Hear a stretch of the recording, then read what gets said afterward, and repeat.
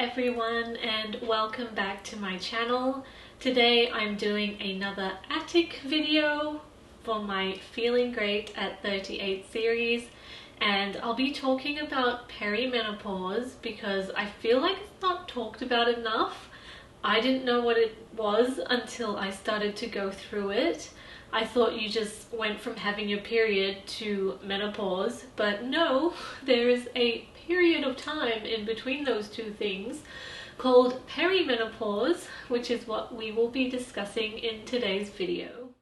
Step 1, wake up early, gonna rise with the sun. Step 2, get some food in you. Step 3, think real hard about what you want to be. Step 4, everybody just do your thing. Wake up, today's gonna be a good day. Wake up, today's gonna be a good day. Wake up, today's gonna be a good day. Wake up, today's gonna be a good day. Wake up, today's gonna be a good day.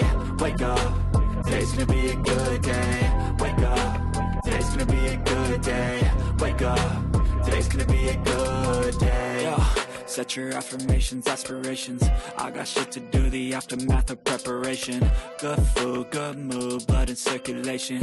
One step at a time, yeah, that's how you make it. Set a goal you control and the steps. Alright, so I have my little buddy here with me to keep me company today. And I collect these alpacas, so this is one of them. I think I won him in a claw machine years ago in Tokyo, and he's a little sleepy one with a this little hat, and he has a good night star on him as well. So yeah, I named him Ramune. Anyway, for today's video, we'll be talking about perimenopause. So what is perimenopause? It is the period of time you go through before you get actual menopause, and menopause is when you do not have your period for 1 year. And I'll be going through all the symptoms and stuff in this video, so let's get started. Alright, so perimenopause can actually last up to 10 years, and I got it about 1.5 years ago. I started going through it, and I'm 38, turning 39 this year. And if you have your first period when you're young, I had mine at 11, then you can go through perimenopause early. But you could also have menopause at any age. I have heard of some cases where women have gone through menopause in their 20s. But anyway, perimenopause is the time before actual menopause, and there are a few symptoms that I'll go through now. The first thing is a change in your period, and this can be anything from lighter periods to heavier periods. Basically, your period not being your usual period is a sign of perimenopause.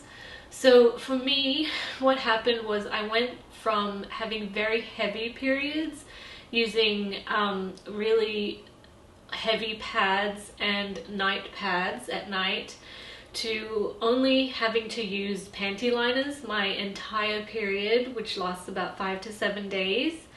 And now it's getting even lighter.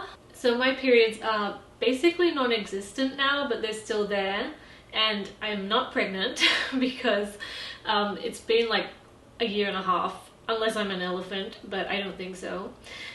Anyway, so my periods have gotten much lighter and they're almost completely gone. So I think I'll be going through menopause soon. But that is the first symptom, a change in your regular periods. The second symptom is insomnia, and I have had this a little bit. It hasn't been too bad yet. I'm hoping that it won't get worse, but there's been times when I just can't sleep. Like, I'll wake up at 3 a.m. and not be able to get back to sleep for a few hours, and this has been happening more and more, and it's making me more tired. So yeah, that's another symptom of perimenopause. And then another symptom is weight gain, and I have experienced this as well. The lockdowns did not help with that, but I explained in my other video how I was exercising and trying to eat right, and I still gained like 3 kilos. So you can gain weight a lot more easily when going through perimenopause. And how I've dealt with that is I have started weight training once a week. I go to a personal trainer every Tuesday afternoon, and it's been great. I can see a difference already, and it's only been 2 weeks, so I definitely recommend weight training if you are going through perimenopause, because it will be so good for your health, and it will help you to keep fit and keep that weight off if that is what you're wanting to do. And another thing that happened to me is increased belly fat. Again, lockdowns did not help with this, but I noticed my ab area getting more flabby, especially during the past few years. I think it's a combination of stress, not exercising, eating too much, and perimenopause. But yeah, again, the weight training has really helped with that. I do the Chloe Ting workouts as well, so that's been good for my abs. I'm still not to where I want to be, like I was in my teens and 20s. I was happy with my body back then, and now I've gained a little weight, but I'm working on it. So yeah, that's another symptom. You can have increased belly fat. Mine was like in my lower belly. Another symptom I experienced was hair loss and breakage and just drier hair in general. I think as we get older, this just happens because, you know, it just does. It's a part of aging. And I have had breakage, and I've never had this happen to my hair before. Like, it's never broken off, but it's starting to break off, like, you know, in different parts. Like over here, there'll be like a little bit broken, and, you know, back here, there'll be some. And I find that the ends of my hair are a lot drier as well.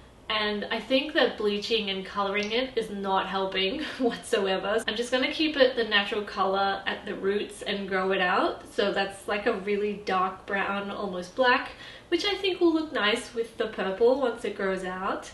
But yeah, hair loss as well. I've noticed more hair falling out, like when I'm in the shower or in the bath, there'll be like a lot of hair loss, and brushing my hair as well because it keeps breaking. But anyway, I'm hoping that not bleaching and dyeing it will help. So that's what I'm doing. I'm gonna grow out my hair and not have the purple color anymore. And then another symptom is like changes in your bladder. I have experienced this as well. Like, I need to pee a lot more often. I think just as you get older, the elasticity of that organ just gets less and less. So I have been going to the bathroom more to pee.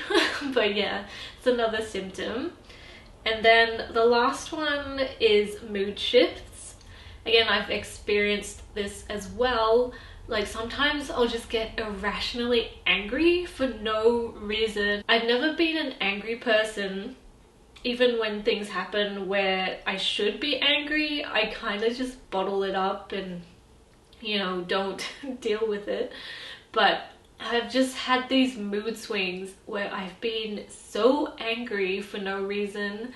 Like, nothing happens, or like a little thing will happen at work or something, and I'll be so angry about it, and this lasts for days.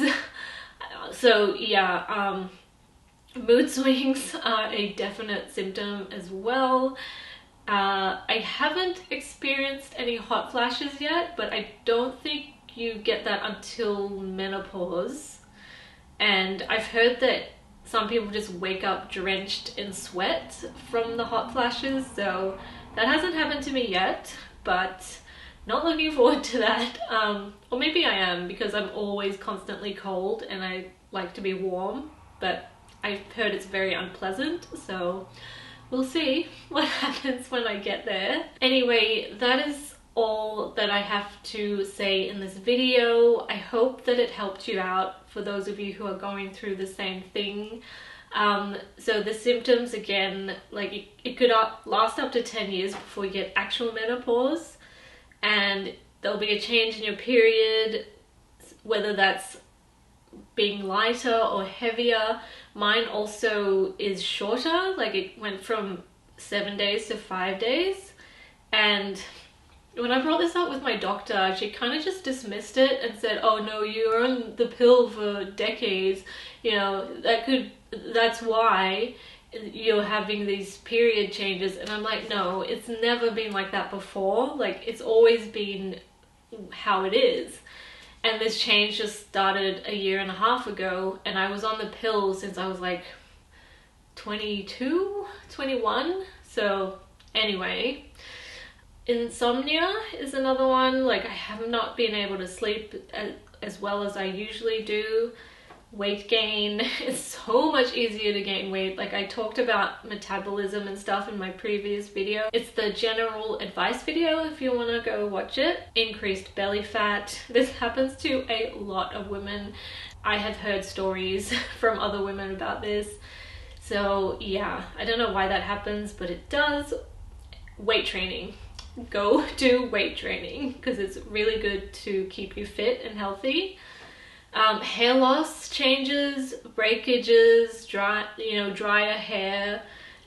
My ends especially are very dry, but I think most of it is like bleaching and coloring it so much. So I'm just gonna grow out my hair and have my natural hair and no more purple, even though I love it. It's just too much upkeep as well, and I can't be bothered. Bladder changes, like having to go to the bathroom more, and mood swings. Like, I don't know why, but I get irrationally angry over tiny little things, and I've never been an angry person before. So yeah, so that is the video for today. I don't have any advice on how to deal with it except to exercise, eat healthier. I've heard that if you eat more protein, it's better for you. And there's nothing you can do about your periods. They're just gonna be how they are. I mean, that's how it's been since we got them, right? Anyway, I'm so glad that they'll be gone soon because I don't need them. Insomnia, I guess you could take things like sleeping aids, but I would prefer not to. Basically, all the advice I have for you today. I hope this video was useful, and if you like this video, please give it a thumbs up and subscribe if you haven't already to my channel. I do videos like this. I do art videos, I do cute videos with my dog, outfit videos, things like that. So basically just a lifestyle channel. And hit that notification bell so you know when I upload a video. And yeah, I'll see you next time. Bye!